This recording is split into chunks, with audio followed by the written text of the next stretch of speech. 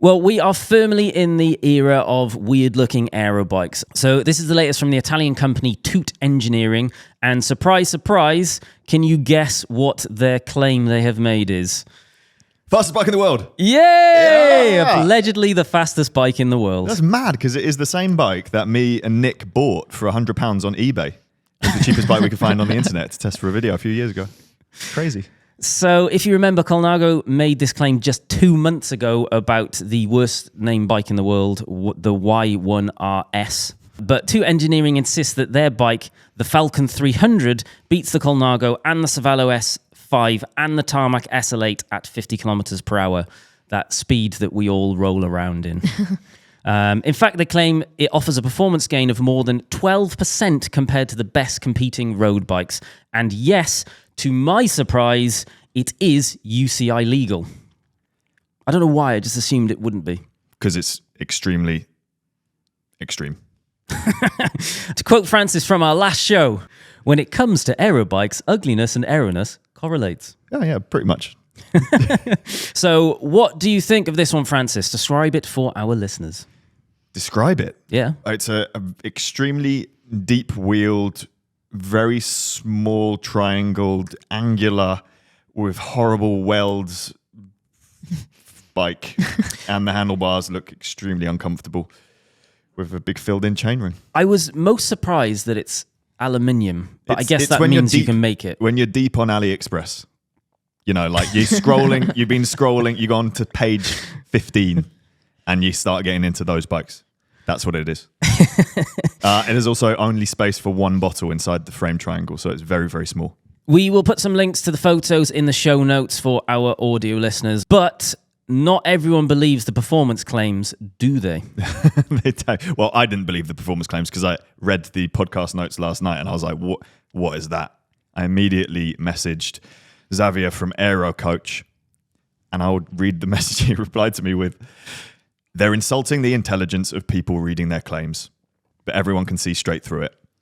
The problem is this damages the industry when people are doing excellent work and proper R&D, getting small improvements each time, because the public disbelieve all claims when you're presented with this level of deceit." Should we dig into their test data a little bit to give some context? The Falcon 300 requires 361 watts to hold 50k an hour. The Colnago Y1RS needed 391 watts. The Cervelo S5, 518 watts. And the Specialized Tarmac SL8, 542 watts. The difference there is bonkers. The wildest thing there is when you look at what Colnago released when they dropped the Y1RS, they are suggesting that the Y1RS as bike with mannequin is 1 watt quicker than the best competitor. So they said, I don't know what speed their test was at. So I think it was also 50. It was 50, was it? So they're suggesting that their bike with a mannequin was 395 watts and the best competitor was 396 watts. So for them to say there's 1 watt difference and for the Falcon 300 to suggest, well, in some cases, over 100 watts difference, nearly 200 watts difference compared to an SL8. Yeah, taking the Falcon out, the Falcon. You know, The Falcon. The Falcon. The Falcon is the name of the bike. So if I went to the shop and So said, you have to say it. I'll have one the Falcon, please. Yeah, one the Falcon. So removing the Falcon That's from ridiculous. this, the difference between the Colnago and the Specialized is not that many watts. That's ridiculous. It's a 50 watt difference. I would love us to magically have like £100,000 for us to be able to go and buy all of the best bikes that are out there and legitimately just properly independently test everything. Didn't one of the UK press Yeah, I feel like someone did do Road that. CC or Cycling Weekly? There's definitely, But I think maybe they did wheels, didn't they? Cycling Weekly did a wheel one. Yeah. And the results were boring, as are, if we did have £100,000, I think the results would be boring. Because all the bikes with a rider on end up being... About the same. Well, there's a difference, but it's not as exciting and big as you think. Yeah, So- but I'm not talking about testing them against each other. I'm talking about testing them against their claims. Oh, yeah, no, that would be good. Yeah. And I guess what you're Especially saying the about this being test results being boring because there's such minimal differences is why there's questions over the validity of this data, because this data has produced such Bonkers chasms results. between them. If I remember rightly, so you, Francis and myself did aero testing on the Scott Foil and the Scott RC Addict RC or whatever it was, both of us as well in our positions and the bikes on their own, and we looked at the climbing bike versus the aero bike with us on it at, I think it was maybe 30 kph, and it wasn't even 1 watt. It was like 0.3 watts difference between the two bikes and between us and things like that. So like the scale with which the difference was just so unbelievably tiny. Which is why they always put test data they always do the testing at such high speeds, because at least it comes out with slightly more obvious results. I think it's cleaner data as well. That's why the Aero Coach liked testing at 40k an hour, and they did us a special favor doing 30k's an hour because we wanted it for the video. Yeah. But usually they'd test at 40 and then convert it to 30 because it's cleaner data. I think we even did a test at 20, like a climbing test. It was simulating being on the bikes at an elevation, and the calculation was based on 20 kilometers an hour, which I would argue is still a bit too fast for climbing, but whatever. I can't remember. I deleted the video from my brain. Sorry. So I have asked Toot Cycling for comment on, ultimately give him a right of reply to claims that maybe there's some questions over the validity of the data. They haven't replied yet, but they might have replied by the time this goes live. So if they have, I will insert it here. A few inches later. Yes, I have an answer. Hello, it's me, Emily from the future. You might want to strap in here because this is a slightly long one. Okay, so after recording, we were still really confused about this story. We'd originally found it via the news outlet Road CC, so I wanted to ask Toot Engineering directly to clarify these figures. They did get back to us with so much information about the testing that they'd done, but none of it referred to them testing their bike against the Colnago, the Cervelo, or the Specialized, which was weird because that's what this Road CC article was entirely angled on.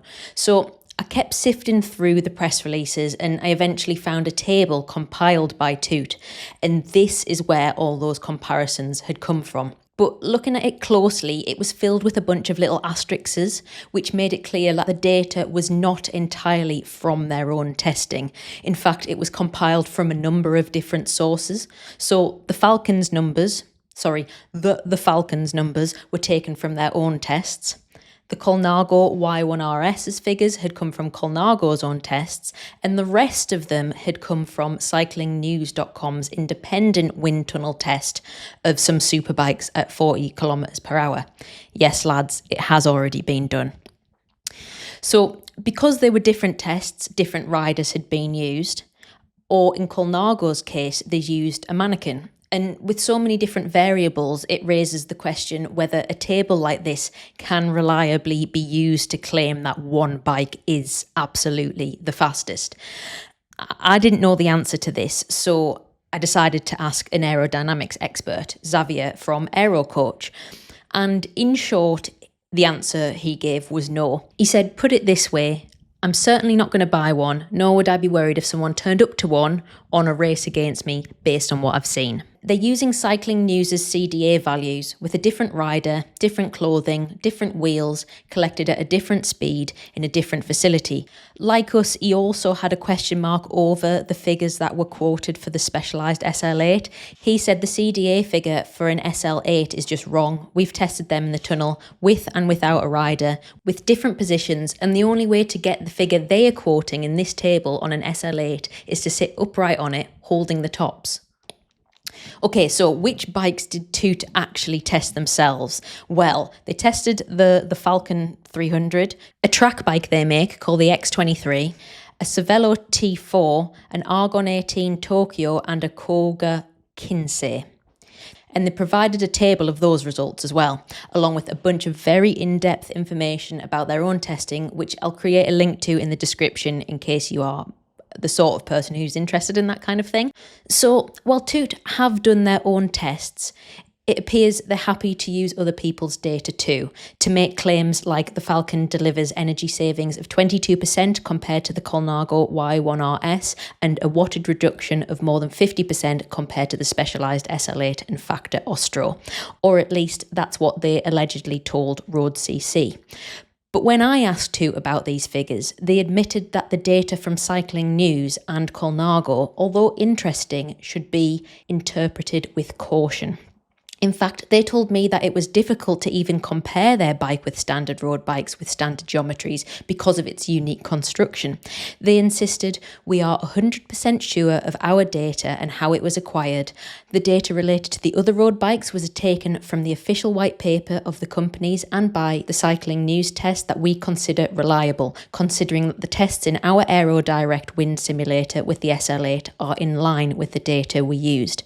They said it's really important and fundamental that the aero features of the Falcon depend on precise and complex work on the position of the athlete and on the use of airflows. And they said the real theme, in our opinion, is the ability of the bicycle to allow the athlete to assume an aerodynamically efficient and sustainable position. The Falcon 300 is designed to allow for an aggressive but comfortable position thanks to its generous reach and relatively low stack. Our approach is to design bicycles that put the athlete in a position to be faster than any other bicycle in their comfort zone, maximising power and minimising aerodynamic resistance. So, what is the conclusion here? Probably that these things are incredibly complicated and that even the people who do this professionally don't always agree. So therefore, it might be wise for us to take headlines about fastest bike claims with a very large pinch of salt.